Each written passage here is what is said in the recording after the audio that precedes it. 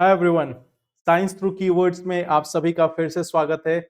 आज के इस सेशन में हम फिर से डिस्कस करने जा रहे हैं साइंस एंड टेक से रिलेटेड कुछ इंपॉर्टेंट टर्मिनोलॉजीज को। आज के लिए हमारा जो टॉपिक है वह है फ्रैक्शनल ऑर्बिटल बॉम्बार्डमेंट सिस्टम। इस सिस्टम के बारे में बात करें तो 2022 के प्रीलिम्स एग्जामिनेशन में यूपीएससी ने एक क्वेश्चन पूछा था।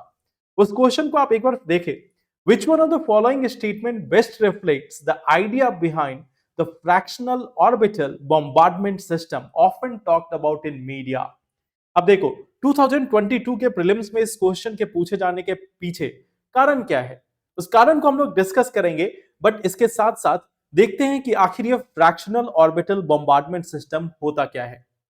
बेसिकली ये एक ऐसा ऑर्बिटल बॉम्बार्डमेंट सिस्टम है जहां पे हम किसी न्यूक्लियर वॉरहेड को, मींस कोई भी न्यूक्लियर, मान लो न्यूक्लियर बॉम्ब हो, न्यूक्लियर मिसाइल हो, उसको हम किसी स्पेस क्राफ्ट पे या किसी सैटेलाइट पे लो अर्थ ऑर्बिट में प्लेस करते हैं।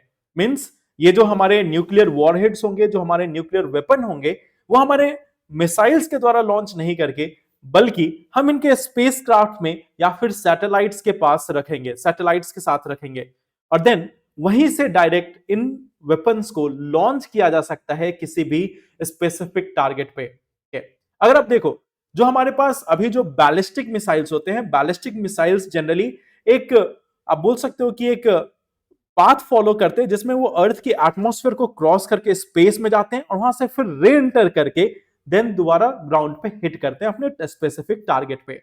बट ये जो ऑब्जेक्ट्स हैं, ये जो न्यूक्लियर वॉरहेड्स होंगे जिसमें हम फ्रैक्शनल ऑर्बिटल बॉम्बार्डमेंट सिस्टम का इस्तेमाल कर रहे हैं, वहां पे ये पहले से मौजूद लोअर अर्थ ऑर्बिट में किसी स्पेस क्राफ्ट या सैटेलाइट के साथ जुड़े होंगे, और देन इनको इंटरसेप्ट कर पाना, इनको डिटेक्ट कर पाना काफी मुश्किल होगा।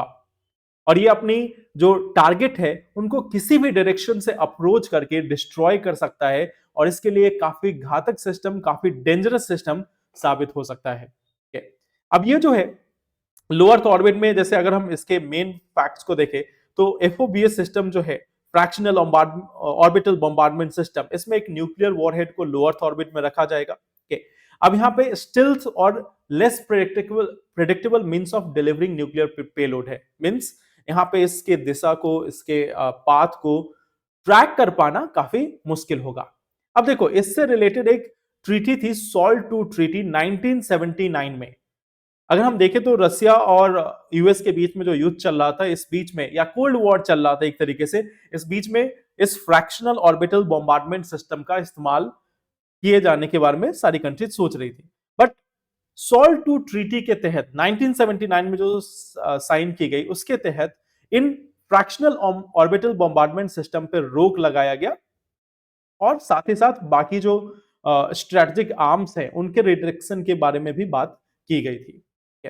अब देखो, क्वेश्चन में यहां पे पूछा जा रहा है कि इसमें से कौन बेस्ट रिफ्लेक्ट करता है। तो आप इसका सिंपल आंसर देख सकते हो। A missile is put into a stable orbit around the earth and deorbits over a target on earth.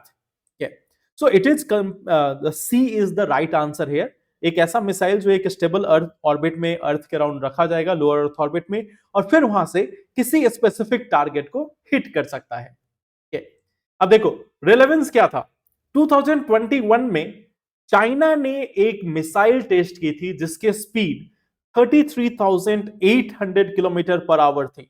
Means sound के स्पीड से लगभग 27 गुना ज्यादा, 27 टाइम्स हाइयर। और फिर उस ऑर्बिट से, लोअर अर्थ ऑर्बिट से, वो एक स्पेसिफिक टारगेट को हिट करती है, और उस स्पेसिफिक टारगेट को एग्जैक्टली हिट नहीं करके उससे लगभग 40 किलोमीटर रेंज में हिट करती है। तो इस बहुत ज्यादा प्रिसाइज नहीं हो पाया था, बट हाँ, you know that it can be made more precise.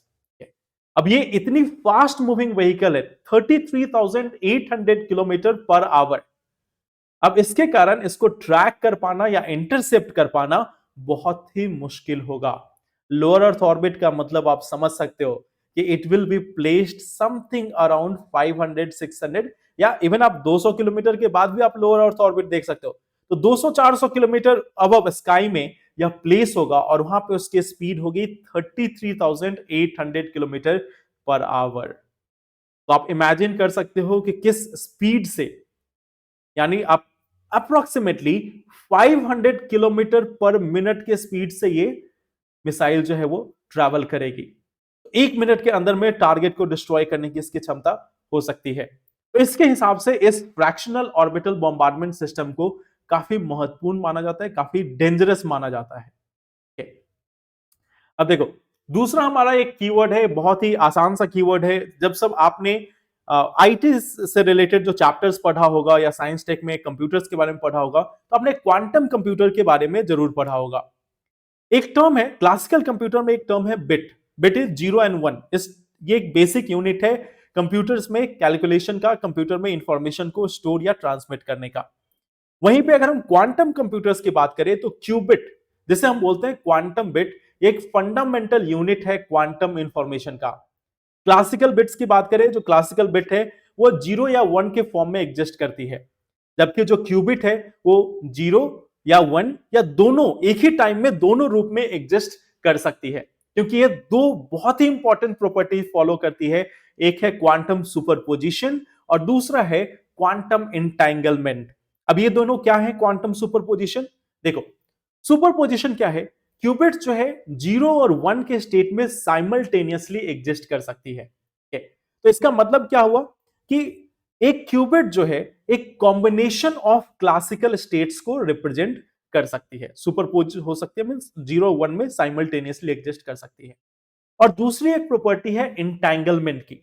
Entanglement means, मान लो अगर दो क्यूबिट्स हैं, और वो एक दूसरे से काफी दूर भी हैं, बट एक दूसरे से रिलेटेड हो और वो काफी दूर हो फिजिकली, तो भी अगर हम एक में कोई भी चेंज करते हैं, मींस एक क्यूबिट में अगर कोई चेंज इंट्रोड्यूस करते हैं, तो साइमल्टेनियसली इंस्टेंटली सेकेंड यूनिट में भी वह चेंज रिफ्लेक्ट होना स्टार्ट हो जाएगा। मींस अगर हम एक क्यूबिट में कोई इंफॉर्मेशन ट्रांसमिट करते हैं, आप इसको सिंपल भाषा में समझो कि एक क्यूबिट में अगर हम कोई इंफॉर्मेशन ट्रांसमिट करते हैं, तो उससे डिफरेंट स्टेट में या उससे डिफरेंट पोजीशन में जो दूसरा क्यूबिट लोकेटेड है, उसमें ऑटोमेटिकली वह इंफॉर्मेशन ट्रांसमिट होना स्टार्ट हो जाएगी। अब इस क्वांटम एंटेंगलमेंट की प्रॉपर्टी के कारण जो हमारे क्वांटम कंप्यूटर होंगे वो एक्सेसिवली फास्ट होंगे, वो काफी ज्यादा फास्ट प्रोसेसिंग कर सकते हैं। यूपीएससी ने इसको लेकर एक बहुत ही सिंपल सा सवाल पूछा था, which one of the following is correct, which of the following is the context in which the term qubit is mention. Qubit किस कॉन्टेक्स्ट में मेंशन किया जाता है? और आप इसमें से देखकर आसानी से बता सकते हो कि the answer is B, that is quantum computing. Quantum computing का बेसिक यूनिट है क्यूबिट यानी क्वांटम बिट। तो ये दो टर्म्स आज हम लोगों ने डिस्कस किया। आप अन्वेषण आईएएस भारत से जुड़ सकते हो, जहां पे आपको daily news feed, daily quiz और आर्टिकल्स मिलेंगे प्रीलिम्स और मेंस के लिए। साथ ही साथ आपको मेंटरशिप सपोर्ट भी प्रोवाइड की जाएगी। Thank you very much for watching this video. All the best.